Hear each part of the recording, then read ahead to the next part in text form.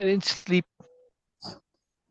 restfully either. Oh, we're live, Beena. I think so. Can you see it go live or not? Yes. Okay. Hello and welcome to the Moreness-Culture. To Moreness-Culture. And hello, Syl. How are you? I'm most wonderful. Thank you very much. I am most wonderful. Very interesting background. Very interesting shirt also. Yes. So Yeah, I think complementing you each need to other. see Yes. Yes, I can see that. A hidden somewhere samurai I in got Syl. lots of music going. One moment, Beena. One moment. Something is playing Okay. very loudly here. Wow. Oh, it's the introduction music. Can you hear it? No. Oh, yeah, I saved it when I made that fanfare to introduce you. Remember, like when you Yes, have a yes, guest yes. coming and you play the music, that's what's playing. But wow, you couldn't hear it. It was so loud. No. That's amazing. Anyway, keep going, keep going, keep going. I was just saying that, okay, Confused. we can see that you have a hidden samurai in you, and we can see that if you just move a bit and you see Yes, a samurai yes. sitting There you there. go. Yes. There you go. And Yeah, it's a spirit warrior, okay, samurai. spiritual Correct. Yeah, warrior. yeah, yeah. But Yes, a a spirit Ronin, to warrior be more concept we correct, have. rather than a samurai, Bina. Yes, Right? Ronan. This is Yeah. very interesting. This whole concept of being a warrior is so fascinating for me because I personally feel that, of course, I could be totally wrong in this, but this is just my perspective. A need or a fantasy or admiration for being a warrior or feeling good about being a warrior is still coming from the survival mindset. I don't Yeah. need to be a warrior. I don't need to feel good about it, at least. Of course, I can be if it is appropriate, if it is needed. But as an aspiration to be a warrior, even if it is a spiritual warrior, a spirit warrior, I personally feel that I don't need to. I need to be in a place or in that state of being where I don't need to be. Okay. Yes, of course, Yeah. it is always as appropriate. Appropriateness is the biggest life-changing philosophy for me. Um, Personally, and I've seen that, of course, for others. Exactly. It changes everything. It Exactly. changes everything, and it is so amazing that it actually involve, and also that it gives more logic and reason and substance to every existing ideology if you just Yes. add one concept of being Exactly. appropriateness. Exactly. So this is so life changing, so transformative for me. Of course, being a Yes. warrior is not a bad thing. Is not a bad thing at all. Of course, Right. as Right. Depends appropriate, how. but Depends how. having an There's many ways to be aspiration, a warrior. Yeah. exactly, having an aspiration is something I don't want to be in that state of being where I need to, or I feel aspired to be a warrior. I just want to have that way, that piece of being where I don't need these type of things. Yeah. This is my understanding of a warrior mindset, because Right. as I personally have been observing, not the spirit warrior, but just a warrior mindset, Right. just an Right. conventional or old or the normal concept of being a warrior, other than a spirit warrior, is that it is exactly as a victim mindset. When people are in the victim mindset, they're exactly same for me as people are in the warrior mindset. Because why they need to get into a warrior mindset or be a warrior? Because they feel that it's a, of course, inadvertently or maybe just subconsciously, they are having this idea that they are being threatened by someone. They are in danger. They are in need to protect themselves, which is again Yeah. just coming that they Yeah. In need the to in the do in the something old about it. style warrior conceptuality. Exactly. That's why I made a clarification there. It's not a spirit warrior mindset. It is just a Yeah. normal conventional warrior mindset. Yeah. Or fighter People rather than really warrior. flaunt it. Right?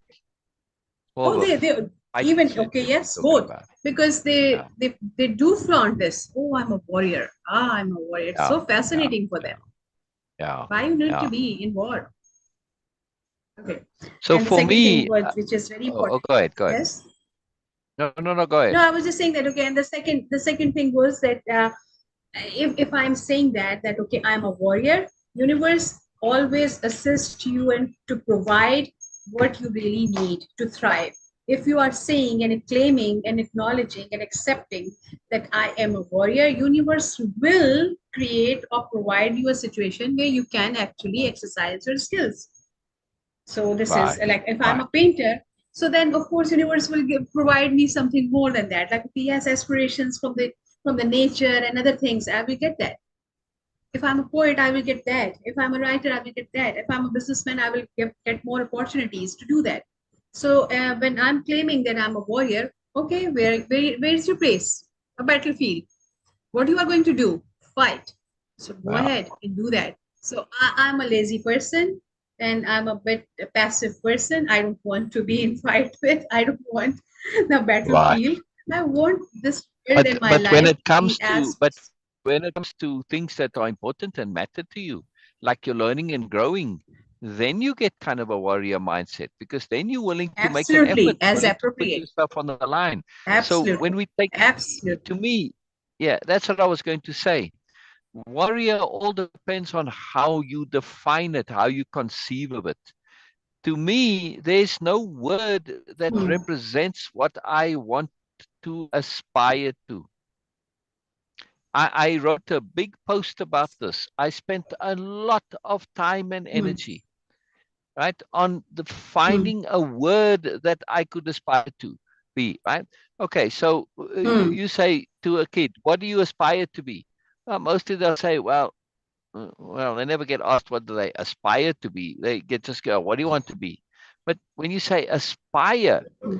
it kind of changes the paradigm, right?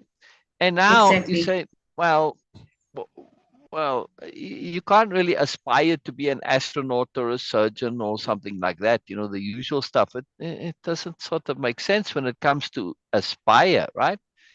Well, I Yes. aspire to be what? Guru? I don't know. You know, that seems to be a little not just conceited, but a guru is doing something to other people. All right. And they, like a teacher or no, I want to be my own self. I want to have independence of self. I want to have impeccability. I want to have moreness. That doesn't I want necessarily to be involve teaching. I have aspire no to be an desire to teach. explorer. Right, but see, an explorer, Yes. you can be an explorer without being impeccable. You can be an explorer without having awareness and attention and all of the skills that we're talking about. See, so explorers not enough. There's more. Now, if we say, that's why to me I say spirit warrior, because it brings that spiritual aspect into it and the moreness, but Hmm. also it's capital W warrior, which simply means that I'm not about violence, I'm about effort. Yeah. Hmm. Now, the own and the to finish my whole story there with the terms, I looked at all of the terms. Yes, all right. So maybe you want to be like I don't know. Even tried to invent names. Our language does Yes. not have a conception of a being who's more. For me, it's new noble. Hmm. Right? Yes. Spirit warrior still doesn't get there, but new noble does. However, new noble is very particular and it has a lot of things. It's not an overall term. Our language does not have this. So spirit warrior is about as close as I can come to saying this is somebody who is together, somebody who has independence of being, somebody who's aware, somebody who's thoughtful, somebody who's able to perspective shift, right? All of the things of way of impeccability and nobility and capital H hearing. The other word that I use sometimes is a together person, right? Somebody who's got it together, right? But Hmm. there's a together person still doesn't have a singular word for it. It's really fascinating how there's this lack of a term, a conception in our language for something to aspire to that is not in some way hierarchical. Guru, teacher, saint, whatever. All right, saint not necessarily, but saint has a religious connotation. So either you've got to go for these words in a religious connotation or in a hierarchical teacher dominance position. It's fascinating. Absolutely fascinating. Now, I suppose one could say, well, I could aspire to be a god, but then you start to have ego issues. But you could say, yeah, but I don't mean it in an egotistical issue. I just want to have that ability. It doesn't matter. It's tainted. It's a tainted term. See? Um, I mean, maybe I aspire to be a Moreness.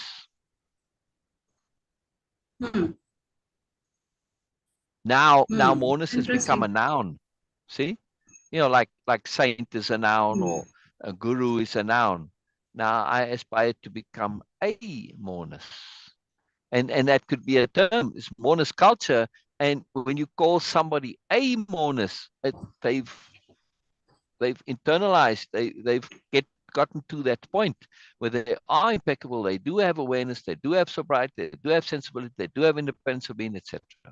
I mean, that's the new nobility, of course. But, the new nobility of focusing on a bonus element, which is nobility. You can be a Moreness, right? Without having nobility as your focus. It's not a requirement. It's just a bonus. It's just a predilection. It's something that's specific to certain individuals, not a requirement. It's fascinating. It's fascinating how this. Now, strategist, that's pretty good too, but strategist is a bit cold. Yeah. And you can be a Yes. strategist without necessarily being impeccable. At least you don't necessarily have the humanity side of it. Yes, it can be a cold, like your computer's a strategist. It's not a Moreness. See? Strategist, it comes close, but it's not more. So that's interesting. I never had this before. I just thought of this a Moreness right now as we were talking. Um, but it's a problem. It's a problem in our language that we don't have something that we can aspire to that's suitable. Yeah, I thought of this when I was a kid about, I really, this like a saint. That was the only thing that was remotely close. But to be a saint in a non-religious perspective, okay, that sort of made sense to me. But again, it's problematic, so I couldn't sign on to it really. I mean, it just fascinates me. There's got to be a way, and our language needs to have something that we can aspire to, because otherwise, where are we going? We're not going anywhere. We're just kind of running around in circles. Make sense, Beena? Yes. It's a Yes. very big deal. To me, it's a very big deal. This scarcity in our language, or absence in our language, a better word, of these terms. It's just absolutely astonishing when you think about it, and it shows the complete grip that uh, our conception, the paradigm, has on us. Right? I mean, in the sense that you can aspire to be a president or a this or that, but that doesn't help. So we have Lubna and Dushka joined us. Hello, Lubna. Lubna says hello, and she leaves Oh, what are thank you those? so much for Happy reminding hands, me. clapping hands. I don't know, something. I can't see the icon there, and some kind of a smiley face. So yeah, thank you, Lubna. Thank you, Lubna. Those really matter. Those really matter. All right, let's get going on the water book. The water book, which Yes. is book 3 of the book of 5 rings. So this is the third ring. The third ring. I shall screen share in a second. There we go. Wonderful. Wonderful. Brilliant. And we'll see for comments over here. I'll have it set up in a moment. When I screen share, it moves the little window, and I have to move it, and I have to adjust it, and it's not always fluid. There we go. Brilliant. All right, reader. Beena, please read.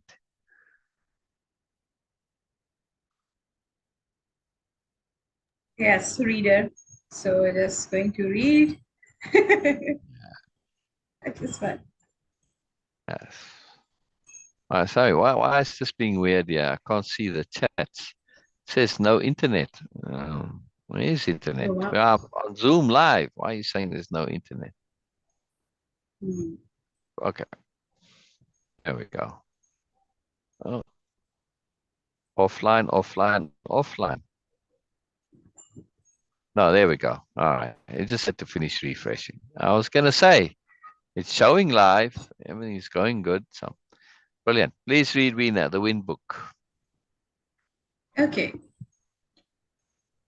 So we are starting. Okay, just for the new people who are going to join us, I'm assuming that okay on Instagram or on YouTube, we are doing capital R reading of Musashi's workbook of Five Ring, and today we are going to read uh, the Wind Book or Wind Book. Capital R reading is a process where you get more than just reading of any book or any content. It is a process of not only understanding but going beyond that. It is understanding and trying to understand the intent of sharing, and also that Syl will going to provide us, which is very wonderful of him, that he is providing us the context of that time and understanding of Japanese culture, especially Japanese warrior culture, Japanese political and psychological system also at the time. And when Musashi was writing this book, and he wrote that. So this is what we are going to do. That capital R reading is a wonderful process. Once you go through this process, you will never need to remember, memorize, or going through this book again. Of course, it is wonderful to do it again. Repetitions are a magical, wonderful concept, but you will not need this, and it will become innate to you, and you will understand more than just following that writer, that okay, yes, this is what he says or she says, this is what they were trying to share. You will develop this ability to go beyond just the perspective shared in the book. So the capital R reading is a wonderful process, and this is what we are doing. It's an exercise, and I just love that. So I'm starting now. In strategy, you must know the ways of other schools. So I have written about various other traditions of strategy in this the Wind Book. Without knowledge of the ways of other schools, it is difficult to understand the essence of my Ichi school. Looking at other schools, we find some that specialize in techniques of strength using extra long swords. Some schools study the way of short sword, known as kodachi. Some schools teach dexterity in large numbers of sword techniques, teaching attitudes of the sword as the surface and the way as the interior. That none of these are the true way I show clearly in the interior of this book. All the vices and virtues and rights and wrongs. My Chi school is different. Other schools make accomplishments their means of livelihood, growing flowers and decoratively coloring articles in order to sell them. This is definitely not the way of strategy. Some of the world's strategists are concerned only with sword fencing and limit their training to flourishing the long sword and carriage of the body. But is but is dexterity alone sufficient to win? This is not the essence of the way. I have recorded the unsatisfactory points of other schools one by one in this book. You must study these matters deeply to appreciate the benefit of my ni, My need to Nito Ichi school. Ichi school. Yeah. Neto Ichi school. Other Yeah. schools using extra Oh, long one moment, swords. Beena. On this Yes. first paragraph here, lots of hierarchy Yes. involved there. I mean, he's putting the smack down a little bit on the other schools. So Mhm. some contextual appreciation. Yes. schools and their followings, even today still. Maybe not so much in Japan anymore. I'm not sure how much this is so, but in China, this is still a big deal, right? You follow the master of the school, and the master's the bomb, and he's the it, and he's the man, and you do whatever, right? But this following in the school, this adherence to it, it's also connected to loyalty. And also via loyalty, by implication and inadvertently or indirectly, but also very directly, to defend the honor of your school. This is a big deal. And in the minds of anyone in that school, your school is the it.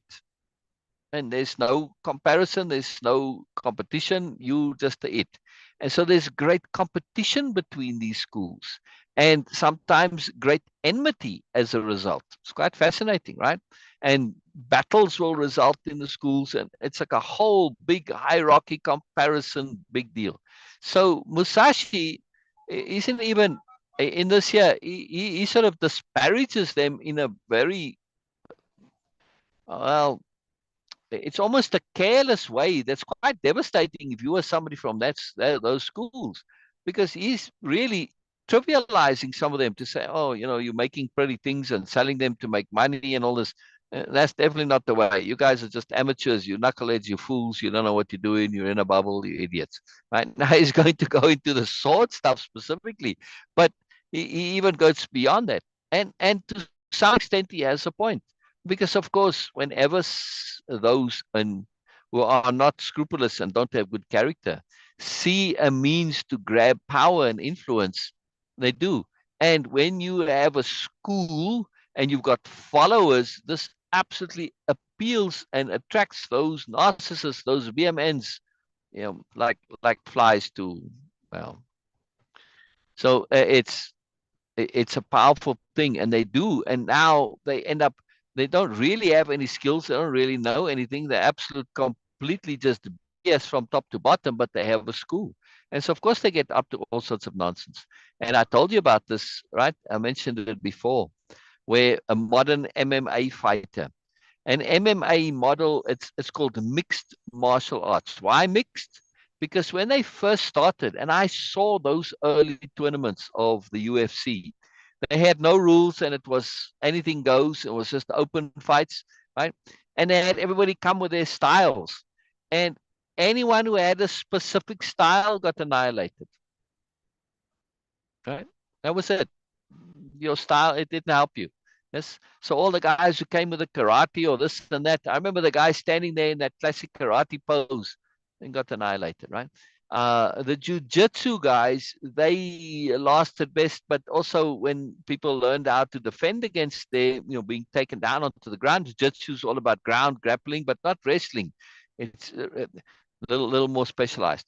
Anyway, they found a defense against it, and then it stopped working as well. It was dominant for a while. Somebody found it, and this is what happened. You saw it in the early days. The schools had a bit of dominance, and then somebody found a way. But because this thing became so huge and so big, MMA now, and a lot of money involved, and fighters really wanting to get into this, and you had real competition, right? Not just sparring. Those the schools soon developed a counter, so you couldn't have a school. And that's where the mixed martial arts. You have to know all of the different styles. You have to know how to wrestle. You have to know jiu-jitsu. You have to know boxing. You have to know kicking, from like kickboxing. You have to know all of the different things, right?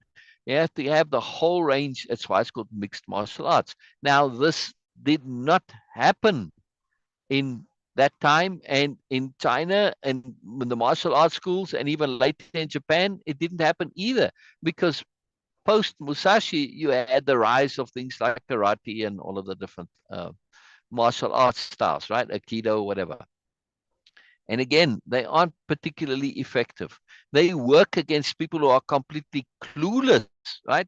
Some mugger who's got no idea, people are just, then they may work, yes, but it's just you slightly less clueless than somebody. But against any professional fight, that doesn't work, right? And that's where this guy in China, I forget his name now, this professional martial arts fighter. He challenged these masters to fights and he beats them up like crazy. And he got into big cultural trouble because it's an export to China, and they don't want all the kung fu and Wing Chun and whatnot, all of this stuff. It's a cultural treasure, and they don't want it to be taken away. So yeah, it's a big deal.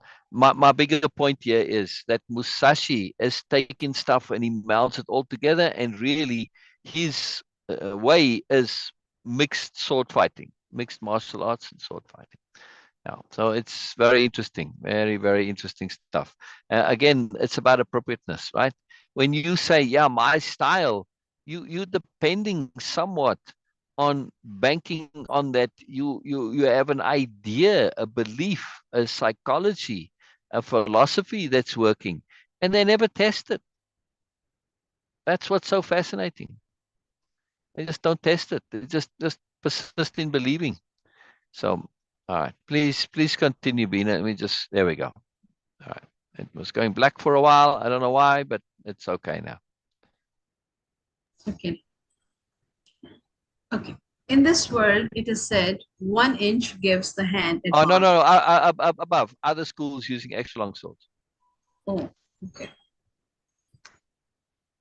Other schools using extra long swords. Some other schools have a liking for extra long swords. From the It's point of called a view of my nodachi, by strategy, the way. oh, okay. Extra long katana From is called a nodachi. Yeah. no dachi. Okay. We in our regional language, one of our regional language, dachi means a female camel. It means what? Female camel. A female camel. Yes, Wow. dachi. Wow.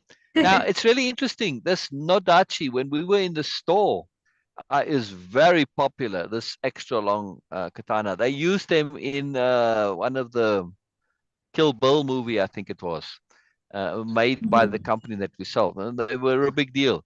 But there was an idea that Musashi used a nodachi, but Hmm. apparently not. So Yes. Okay. Point of view. Some other schools have a liking for extra long swords. From the point of view of my strategy, these must be seen as weak schools. This is because they do not appreciate the principle of cutting the enemy by any means. Their preference is for the extra long sword and relying on the virtue of its length. They think to defeat the enemy from a distance. uh, Interesting. right. So again, it's about appropriateness and this idea that one single thing is going to save you. No, you have to have all of the elements. One is not enough. It's the same thing as Yes. all of these schools have a particular focus angle. Same logic here. Same logic here. As soon as you get inside that long range, then the sword becomes clumsy and cumbersome, and now it Yes. doesn't work, right? So there's a reason why the swords have an optimum length. Yeah. Yes.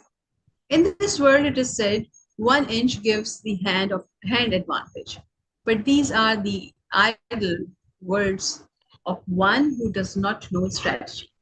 It shows the inferior strategy of a weak spirit that men should be dependent on the length of their sword, fighting from a distance without the benefit of strategy. I expect there is a case for the school in question liking extra long sword as part of its doctrine. But if we compare this with real life, it is unreasonable. Surely we need Doctrine. not necessarily be defeated if, sorry?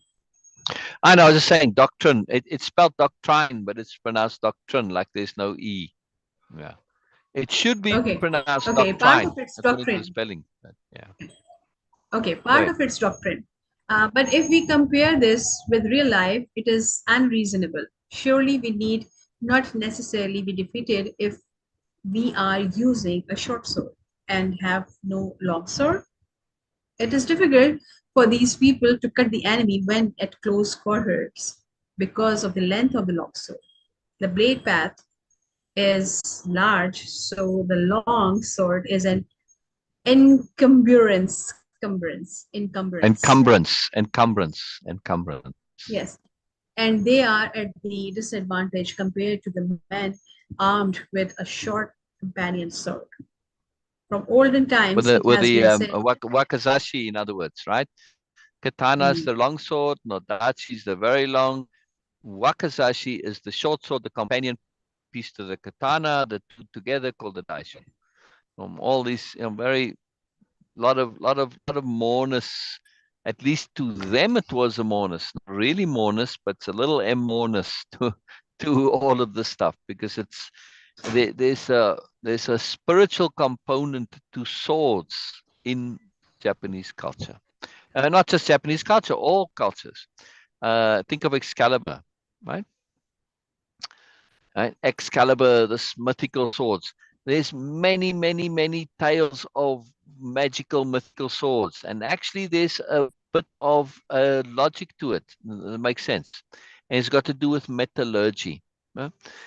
When you take iron, iron is very, very hard. Yes, hard as iron, but also that makes it brittle. Like glass, glass is very hard too. It's also extremely brittle. Right? Glass is even harder than iron, but it's more brittle, technically.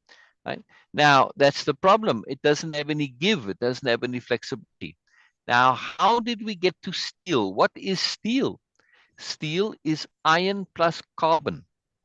Yeah, that gives you steel. Now, when you get stainless steel, you start adding chromium into it to not make it rust, but that doesn't really add much to it. Modern steels have all sorts of other things, molybdenum and all sorts of wonderful things in it. But essentially, basic carbon steel is a sea change. It is a paradigm shift over iron.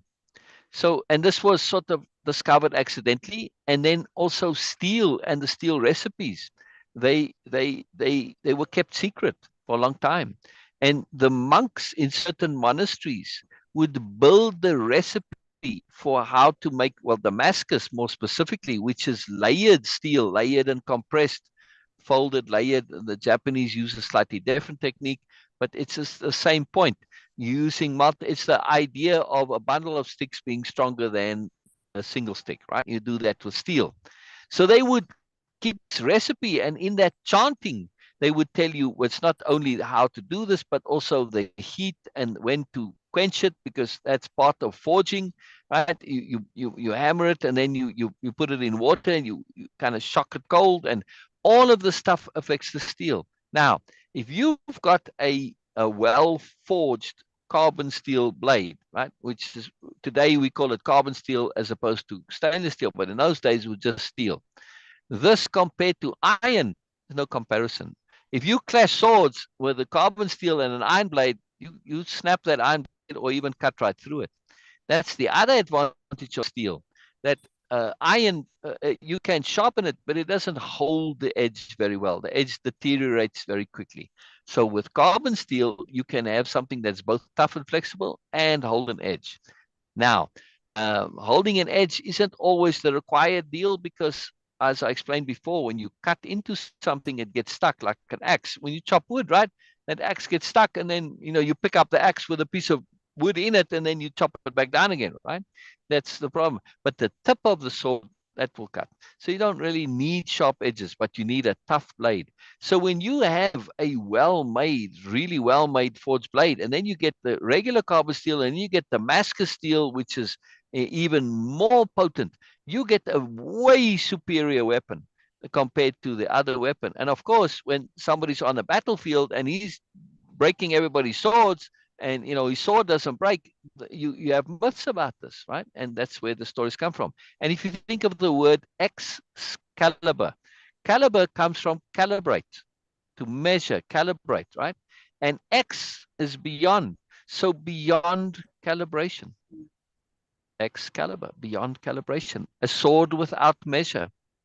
Yeah, isn't that amazing? yes, So now we start to see a yes, little bit, but we have to understand about this, that these swords have mythicalness, because when you're on a battlefield and your life depends on your sword, and somebody comes and just chops your sword in half, or your sword shatters against theirs, Wow, they must have some, 'cause you can't see the difference. So the sword has to have magical powers to it. But of course, this is a big deal, and everybody wants to have that because you are afraid of, dying. You don't want to die, and so you have this desire and almost a lust for a superior sword. And this is where the mythology grows because it's based on something very, very, very real and significant difference. Now, they don't have magical powers necessarily, but they do certainly have more power over a regular sword. By comparison to the ignorant, it will seem magical, absolutely. And the effect is as if it's magical in reality, right? So this is a really powerful thing. And Damascus it came and went in different parts of the world. And it was something that was really interesting that it's so superior, but it didn't always stay as something that was commonly used. Right, the recipe got lost, reinvented, lost, reinvented, different parts, and the Japanese took this to the absolute ultimate because they have poor iron ore. So the quality of their iron is really poor. Whereas in Europe, iron is fairly abundant, and they have very little of it as well. Iron is abundant in Europe, and so okay, your sword breaks, you make another one. So what? They had those big suits of armor. It wasn't that it's still expensive, but not prohibitively so. So a Japanese katana, they now have a whole bunch of other stuff that they do. First of all, they don't just layer the steel and pound it down and then you kind of fold it and then you pound it down and you fold it again. Right? Folded steel. It's like, oh, people come folded steel. It has its own mythology. Folded steel. They did more than that. What they do is they basically make like a hot dog and they take a center core of very tough steel because it's a trade-off, right?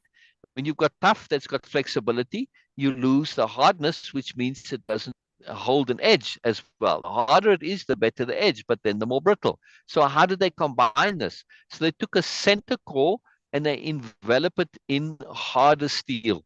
Yeah. So the center core is more flexible. Right? And they pound all that together. Then both are, but they differentially tempered. Then they'll actually do it's called a differential temper on the blade on the edge.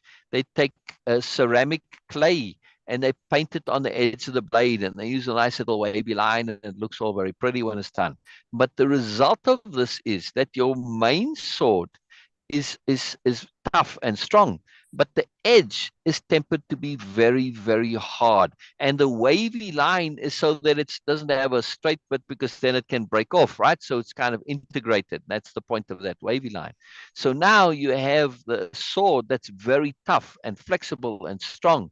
And when you use the back of it and you're blocking a sword, a thrust, that's a very strong sword. You're not going to cut through it with another sword. Right? And a matter of fact, if you do that to somebody's edge, you're going to now damage their edge, right? So this is very powerful.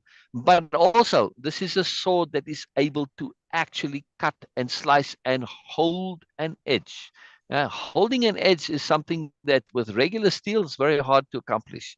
Yeah, I mean, older carbon steel knives from like even 100 years ago, you can sharpen them really nicely and use them for a while, but you've got to resharpen constantly. That's why if you look at old video of chefs in a kitchen, right, professional chefs, they got that sharpening steel. And the sharpening steel is really, it's just grooves and they basically just, the edge of the blade gets a bit curled over and then you take the sharpening steel and you uncurl the edge, right? It's called honing as opposed to sharpening. So there's technical stuff here. Sharpening is when you actually take, like let's say this is the edge, and now you start taking that away and you make a nice angle, right? And the various angles sharper that. But honing is just dealing with the edge, the little fine tip that's curled over. Right. So all this stuff all goes to the technical details. And when you come to katanas, their cutting power and their ability to hold that edge is very significant. And it changed the whole style of fighting and armor because they didn't have metal armor, but it led to this incredible mythos because of the actual technology involved, right? So because the guy on the street, the trooper in the ranks, They don't understand what's going on. They don't know. And of course, sword makers became really revered and magical and power and significant, and ones who really knew what they were doing. And of course, these secrets get passed on. Even today, they don't share it very much. It's sort of come out a little bit here, and I've seen some videos on it where they explain. But for a long time, what I just shared now, I would have been killed for sharing it. No, was a big secret. But the point I'm making is that when we look at all of this and we understand a little bit the greater depth to it, we see that there's a lot of science and research and moreness that goes into this. But of course, what Musashi is talking about here now is people who want shortcuts. This extra long short is essentially shortcut mindset. And when we understand superiority paradigm, I wrote about it in the book, the shortcut mindset. It's a very, very big deal to BMNs, to basically people who are not impeccable. Yes, they rely on that Wow. shortcut to get them to victory. Right? So it's a big deal when you look at this. If you really want to truly be moreness, forget about shortcuts. Learn all of it. Learn all of it. Make sense? Yes. All right. Yes. Uh, Would love to hear more yeah. about So the shortcut mindset yeah, in yeah. context of superiority mindset. So yes, in future, not Exactly. today, but Shortcut mindset, superiority mindset go together. That's how you because in the in a hierarchy, when you were lions, right, or some animal fighting primates, gorillas, baboons, chimpanzees, whatever, they all have this continuous battle for dominance. You have to yes, actually go and fight. But humans said, there are better ways than physical dominance because it just sort of happened to be who was stronger, not necessarily who knew how to fight better. And so over time, intelligence got to be more valued than physical skill. But some people didn't want to let go of that necessarily, right? And so they still cling to this idea of superiority. But now with kind of sneakiness and cunning and subterfuge and betrayal and all sorts of stuff, you can get power over those who are actually stronger or more intelligent than you. Yeah? So now we end up with strategy in a negative sense, which is why to some people the word strategy. I have a friend who's to him strategy is a dirty word. It's ugly. It's horrible. It means underhandedness. It means treachery and deceit, etc. But we don't have to have that. However, that same mindset, though, it is the shortcut mindset to say, how can I defeat you without actually learning how to fight? But in our fighting in the modern world, we don't fight physically, we fight psychologically, we fight emotionally. Yes. So they learn all sorts of techniques to push people down by, being disparaging, by being insulting, by making people embarrassed, and all of these things. It's the same thing in sword fighting. They've just taken those same skills and applied it psychologically. But still, they don't have real, actual skill. All they have is the skill of putting down. It's all shortcut because they know they're hollow. They don't have any real value. So this shortcut mindset is absolutely just aligned with the superiority paradigm. And I write about it in detail in the book. I use a movie as an example. That when you look at this, people all want that trick, that magic trick. Like this is a movie about arm wrestling, and the guy turns his hat around. And when he turns his hat around, that's like his secret magic move. And now suddenly he gets superpower. Yes, it has psychological benefit, but he still had to train to actually have real strength. It's not going to help you if you can't, you've got arms that look like mine. You're not going to be a world arm wrestling champion, right? So, but that part in the movie, he's training. He would train like even while he was driving, he would train these arms. He would be lifting things, and he would be always training. But that part, it showed, but it wasn't very emphasized. No, the trick is the magic thing. So it's really fascinating, this idea of the shortcut. It is massively appealing to the superiority paradigm because they're so desperate for to jump the ladder, right? So any trick you can find, they don't want the idea that, well, to get to where you want to go, it's a difficult thing. That's why the whole superiority paradigm, it's horrible. You're wasting a lot of energy for no good reason. Collaborate rather, and you all benefit instead of just, well, nobody benefiting really. So yeah, very important deal. So yeah, please continue reading Beena from here. Okay, this is very interesting. Yeah, All yeah, the lots of interesting stuff. Yeah. okay. From olden times, if ever there. Yes, yes, yes. I'm going to. From olden time, it has been said, great and small go together. So do not unconditionally dislike extra long swords. What I dislike is the inclination towards the long sword. If we consider large scale strategy, we can think of large forces in terms of long swords and small forces as short swords.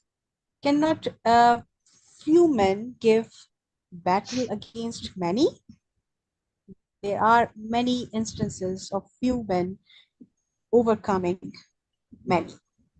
Your Yeah. strategy is of no account if, when called on to fight in a confined space, your heart is inclined to the long sword. Or if you are in a house armed only with your companion sword. Besides, some men have not the strength of others. In my doctrine, I dislike preconceived, narrow spirit. You must study this well. Yeah. Something to keep in mind Wow. is the difference between professionals and amateurs. It is absolutely essential to be aware of this. Yeah. And in those videos that I talked about of amateurs challenging professionals to fights, you really see this difference quite profoundly. But also, just take it in sports, for instance, right? Just take it in golf. When you play as an amateur, you don't play on the same golf courses that the professionals play on. Those golf courses are much more challenging. The length of the golf course, they typically are quite a lot longer too. But not only that, but the way they prepare the greens, they're much more slicker. Everything, it's just on an order of magnitude, which means it's not just slightly more, but it's multiple times more. The difference is just, there's no comparison, right? And a lot of people think so because they're not aware of all the details. And the same way in those fighting. That's why those videos are so instructive, not just from the psychological foolishness of how idea can completely overcome people, when even to the point of physically getting harmed. And boy, you see the first time they get hit in the body, being hit on the head, it makes you a bit dizzy, but it's not anywhere near as painful as being hit in the body. Properly positioned body shots are inordinately painful, especially if you don't have the physical body that's trained to resist it. And when the fighters, they hold their stomach muscles very tight, they have some resistance toward it. You're not, and when like when I was at school, there was like rugby was the big national sport, an obsession, almost a religion. But having that was rugby fit compared to being like athletically fit. You can go run every day and be very fit, but you're not going to be rugby fit. In other words, you don't have a fitness that is geared to impact. Yes. And so you need to have this constant practice of tackling people, being tackled, and you develop a different kind of effectiveness. That the body of a rock, right? You develop that solidity of being that you can take physical, like somebody tackling into you. Yeah. So it's a massive, massive difference.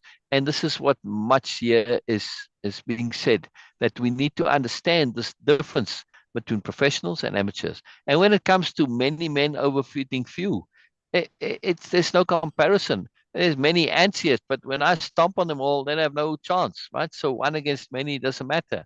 But with men in on warfare, you think, well, they're more or less equal. Numbers make the difference. It's a complete and utter myth, right? If you've got one guy and there's no opposition, he's just cutting down people left and right. Uh, doesn't matter. Yeah, I mean the numbers. All right, you'll get tired eventually, but he's cut down 100 of your guys, and they can't touch him. Well, so what? No matter how many you throw, you have to have more than 100 to one. Oh, see, and then you've got morale to deal with. And after you see all your friends being cut down like nothing, after a while, you're going to say, this is pointless. And you're going to have, resistance to actually engaging. So there's many factors. You have to look at all of the factors. You have to look at the detail. Numbers alone does not make a battle. And anybody who thinks that's just idiotic. Yeah. And when they just rely on numbers, it's just idiot. It's just silly. And you see this idea that numbers make it. They can if all things being equal, but if all things aren't equal, then no. And you can have too many people and they get in each other's way and they can't fight and all this. A lot of reasons. So, yeah.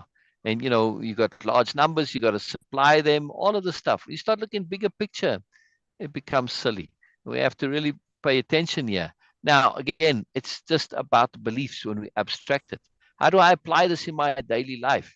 Don't think because you up against a multinational that they have the advantage. No, multinationals also have massive bureaucracies, which make them slow and cumbersome. Your small little company, you're nimble, you're quick, you can adjust, you can change, you can adapt. See? In many ways. So just be aware that thinking in this usual way of the superiority paradigm, which insists more is better. It insists more is better. More is like a holy grail. I have to have more, but the wrong kind of more, right? Excess, numbers, no. Moreness, that's something else compared to just more. Quantity is not the solution, right? So we have to, it's that generally that shortcut. Oh, I don't have the skill individually. I don't want to train to have the skill. Oh, okay, I'll just get a bunch of friends together and then we'll have. Yes, it works in some instances, like small gangs. Yes, it works against nobody. But even a small gang against a real professional has a hard time. All right. Make sense? Yeah, Beena? Oh, yes. We have Yes. to put in the work, in other words. Yeah. So Musashi Yes. emphasizes this. You must study this. You must research this. We must practice. We must learn. We must grow. All, everything, not just one thing. Please read me. Okay. The strong, long sword spirit in other speaks. No, from here, You your should not. strategy. Didn't we do this? Oh, okay. Your strategy is of no account if, when called on to fight in a confined space, Oh, we your did. heart Okay. is inclined to the long sword, or if you are in a house armed only with your companion sword. Besides, some men have not the strength of others. In my doctrine, I dislike preconceived narrow spirit. You must study this well. There, The he's strong long articulating it a sword. little better, right, Weena? To say, in my doctrine, Yes, I dislike preconceived, narrow spirit. Yes. In other words, he's meaning yes, just, well, preconceived, yes, your beliefs ahead of the time. You need to have trained where you can be flexible, fluid, open. Appropriateness, in other words. Yeah. Yeah. Like you were yes. saying earlier, very important. The strong long, okay, the strong long sword spirit in other schools. You should not speak of strong and weak long swords. If you just wield the long sword in a strong spirit, your cutting will be coarse. And if you use the sword, okay, I just need that. Okay. Coarsely, you will have difficulty in winning. If you are concerned with the strength of your sword, you will try to cut unreasonably strongly and will not be able to cut at all. It is also bad to try to cut strongly when testing the sword. Whenever you cross sword with an enemy, you must not think of cutting him either strongly or weakly. Just think of cutting and killing him. But be intent solely upon killing the enemy. Do not try to cut strongly, and of course, do not think of cutting weakly. You should only be concerned with killing the enemy. If you rely on strength, when you hit the enemy's sword, you will inevitably hit too hard. If you do this, your own sword will be carried along as a result. Wow. as a result. Thus, the saying, the strongest hand wins, has no meaning. Wow. Okay.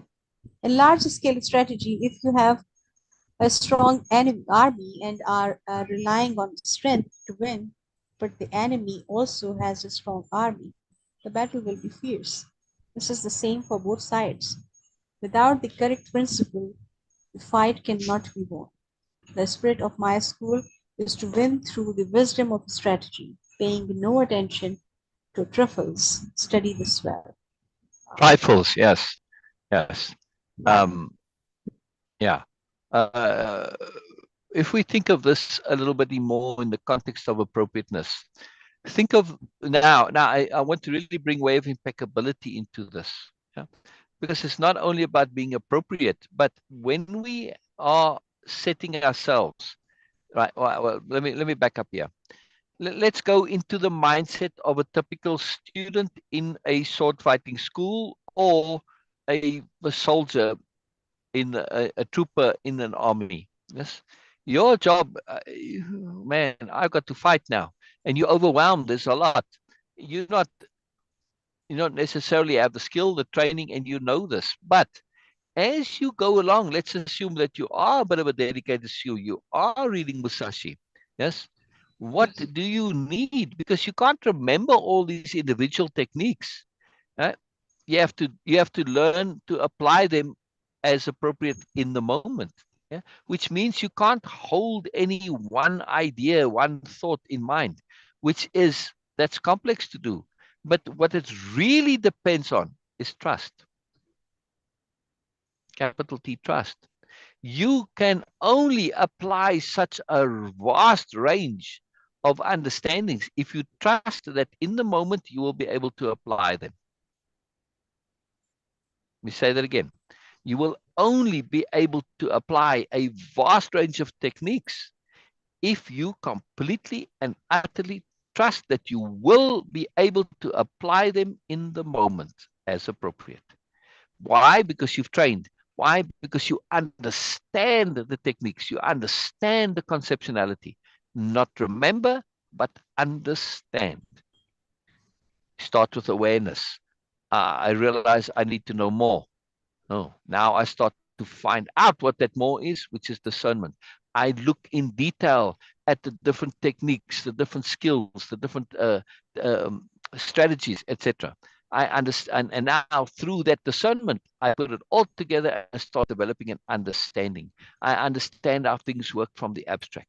But if I don't get to that point, yes, then I cannot use, and I'm stuck with trying to just use the one thing that I can remember, which is why things like the very long sword become popular. There's only one thing you got to do: keep the guy at a distance, and then you got an advantage. At least it's very simple. The idea is simple. The avoidance of complexity is a massive, massive, massive problem, and it's what gets the people that Musashi is talking about, gets them killed. Right now, obviously, we aren't fighting this, but the same applies in our world today. People want to do things. They want to write books, but they want to do it simply. They don't want complexity. They want to paint, but they don't want complexity. Whatever it is, they want to be in negotiations, diplomacy, whatever. And they avoid complexity because complexity is sometimes stressful to people, can be overwhelming, etc. However, when we understand how the brain works, that if you are relying on memory, you can essentially have one thing at a time in your brain, maybe a list you can remember. But when you are understanding trust, capital T, trust, and your trust is based on practice, it's based on impeccability, it's based on implementation, right? It's based on you knowing all of this stuff, knowing it, not remembering it. Now we get to a very difficult psychological point that you feel like you don't know anything because you're not remembering it, because we've associated memory with knowing. It's not the same thing. Knowing is an ability to implement when appropriate. That's knowing. Yeah, that's not remembering knowing. It's not having stuff on your database. That is having skill, having ability. I know how to ride a bicycle. This is something I get on the bicycle and ride. It's not a memory thing. right? I know how to do it because, well, I've done it before, and I trust myself that I get on the bicycle. Can you explain exactly? No, well, not really, but I just can do it. I know I can do it. I know I can do it. I don't have to be able to explain it. There's no memory involved with it. I'm not thinking, well, I have to do this and I have to do that. No, see, it's a knowing. So knowing is something that happens without memory, without words. But we have a memory of the overall, maybe, right? I have a memory of being able to ride the bicycle in itself, but not the individual techniques.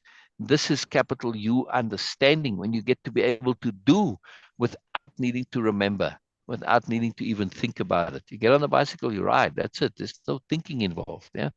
You want to have that same ability when it comes to your skills, whether it be sword fighting, writing, singing, negotiating, making public, whatever your skill is, engineering, I don't know, who knows? It doesn't matter. Whatever it is, house cleaning, many skills to house cleaning too. Gardening, I don't care what it is, right? Anything you do, there's no hierarchy in things to do, if you ask me. Yes. I mean, back in the day, Musashi's day, peasants were considered absolute dirt. Yeah, but the many people who love being farmers, even though socially and hierarchically you were considered absolute rubbish, but they love being farmers. Today, people spend huge amounts of money, right? Yuppies, and they end up having a little farm. And if you look near cities, you see small holdings in some cities. 1 acre little plots are highly popular where you have, there's water and people can grow their crops, right? It's a very big deal. It's a deep desire in people to grow things. But it's still, I'm making the bigger point that uh, when we come to this ability to apply and do, it has to go beyond thinking of one thing at a time. You have to even surpass thinking. You have to learn to do things directly. And that requires trust, capital T trust. And that capital T trust is only going to come about from capital P practice. Make sense, Beena? Yes. Be Yes. real, be real. But when we now look at this point of Musashi, and we understand this about capital T trust, that having the ability to do a huge range of things, but you can't remember any of them. Yeah? Like when we come on the show here, right? You completely trust that you'll be able to speak. You don't have anything Yes. prepared. You don't have anything in your mind. You just trust that it will No, come, and it does. Yes. not even You're a second trusting before in that. your ability. Say again. Yes. Not even a second before that. Exactly. It comes when you start. Yeah? You're going into it with complete 100% trust. Now, that trust isn't based on nothing because you've done it, you've practiced, and it's come. And the more you do it, the more easy it is to trust. Now, we need to also develop the ability to be able to transfer our skills. Yes, because I can do this in one way. If I abstract it, I say, well, I can apply it in another situation, not a problem, right? And that trust, in other words, via abstract thinking, we can transfer the skills, the ability, the competence, the confidence, the trust. We can transfer it to new when there's an overlap and a similarity, right? So yes, you're trusting yourself to speak, yeah, but you could just as well get up in a group. Let's say you get together in your family environment, and it's like a study group or a spiritual meeting group or a support group or whatever, and say, Beena, could you, okay, well, you've done it before. It's not see, it's not the same thing as this, but it's still the same thing in the essence, in the abstract. Yeah, you'll be able to transfer your skill. Very powerful. But this, we need to learn to think that way. Now, Musashi doesn't not the greatest when it comes to abstract thinking here. Right?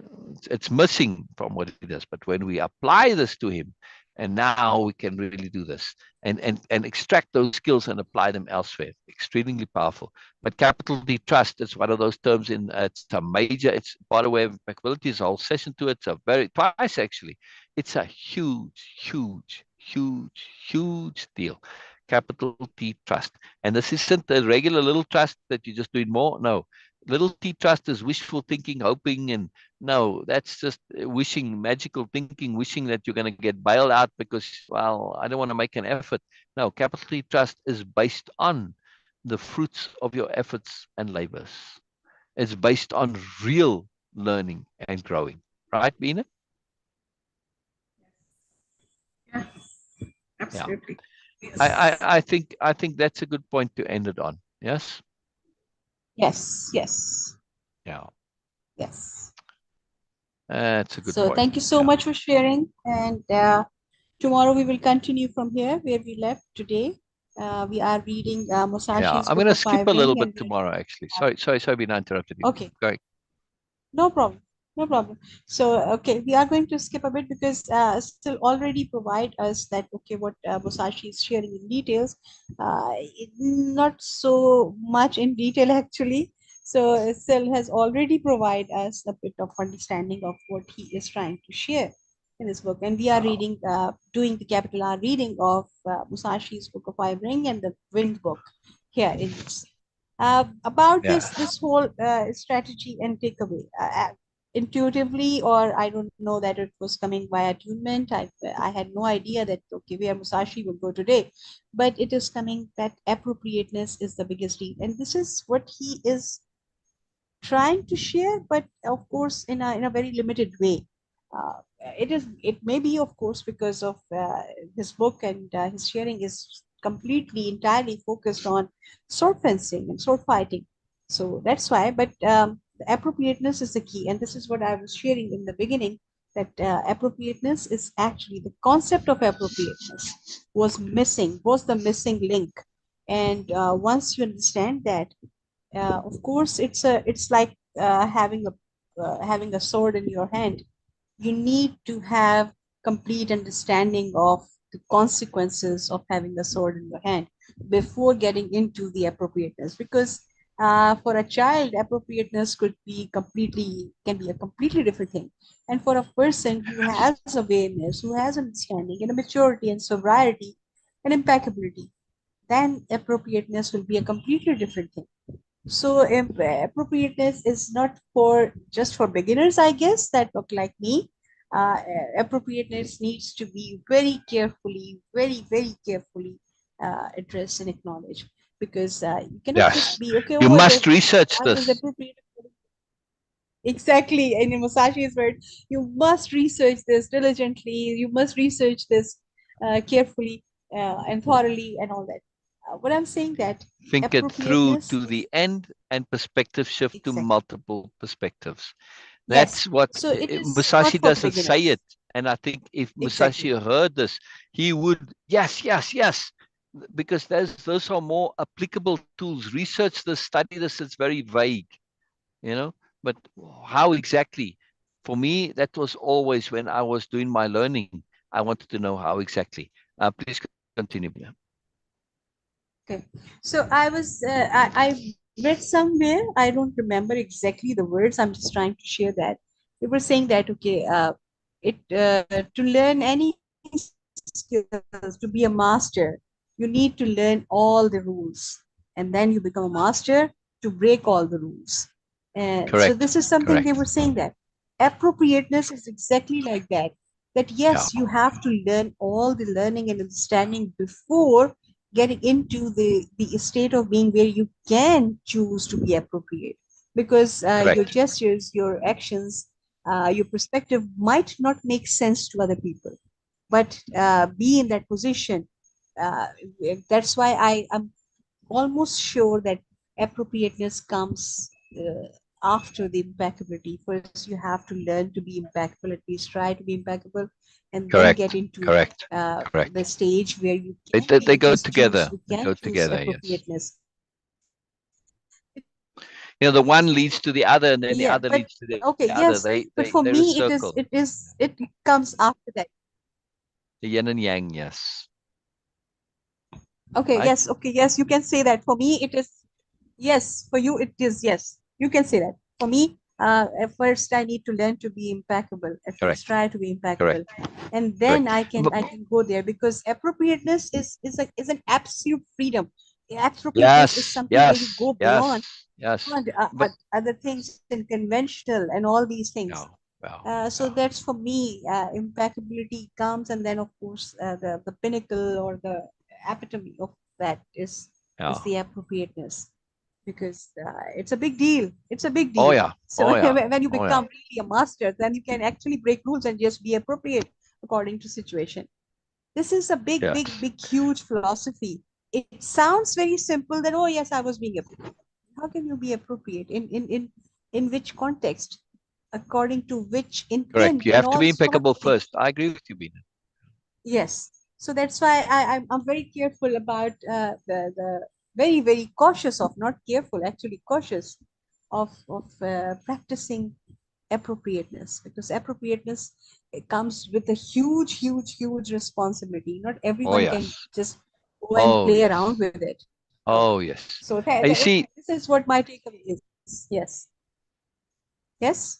I was going to say, well, why does impeccability have to come first with appropriateness? Yes, they feed off of each other. You could say, well, I want to be appropriate, and in order to be as appropriate as possible, I need to be impeccable.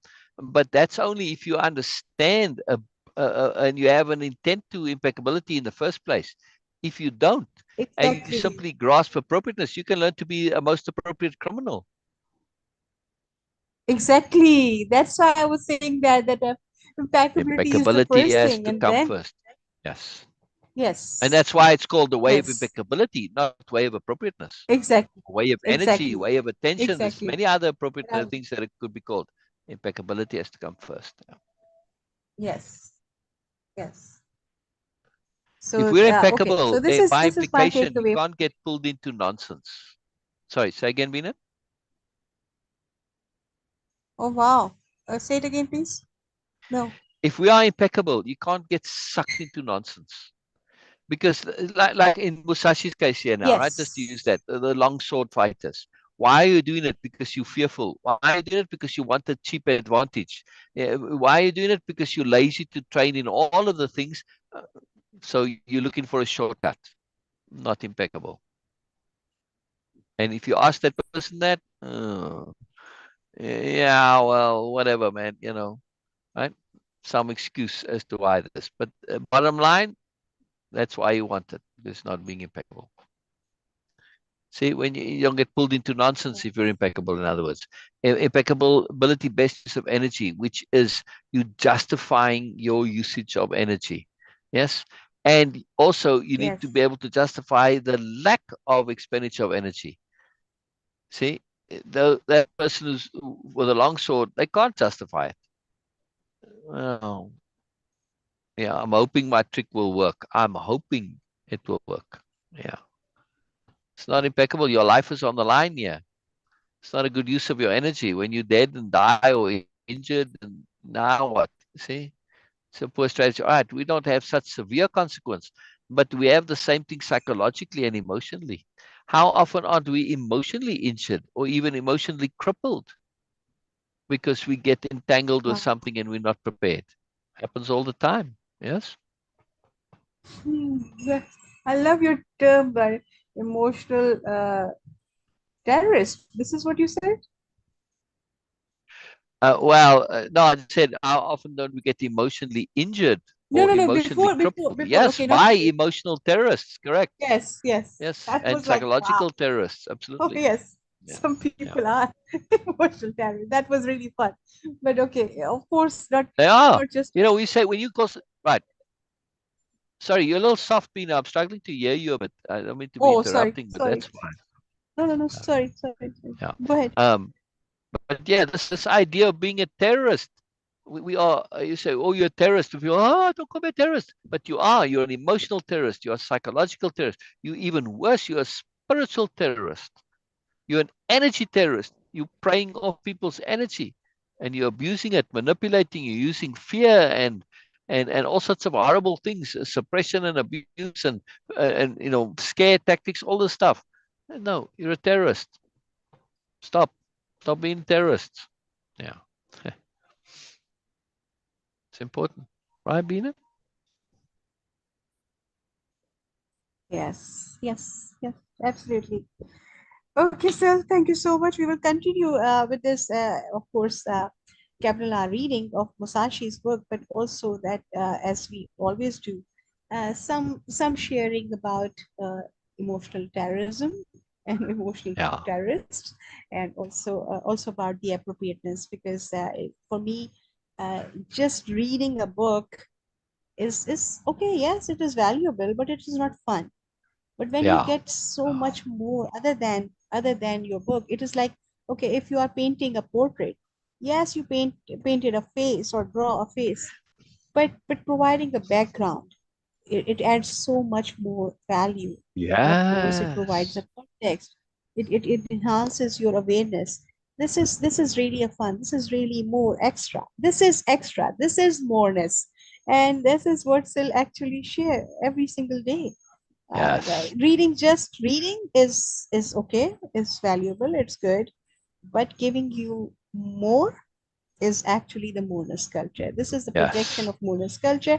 We are Yes. trying to share with you guys, and of course, I'm the one who is getting the maximum benefit of it. I'm a greedy person when it comes to awareness, learning, and growing. I'm shamelessly greedy person, and I Good. Good. really Beena. Good. proud Good. of it. Good. Good. Yes, Good. yes. Good. I'm proud of it. I'm proud Right. of it. This Right. is what So appropriateness is. yes, and You we're can be looking to be greedy. sophisticated, Exactly. not in the superiority paradigm sense of the sophistication, because if you like ask AI to draw sophistication, they draw nonsense. Yeah, they draw people pretending and all this. I want to truly be sophisticated. Musashi is very sophisticated when it comes to the use of the katana and sword fighting, correct? He knows all the details. He knows all the Yes. layers. This is what sophistication is, right? Having an understanding of all of the layers. Sophistication and discernment go hand in hand. Sophistication is the ability to use your discernment, to apply it. Yeah?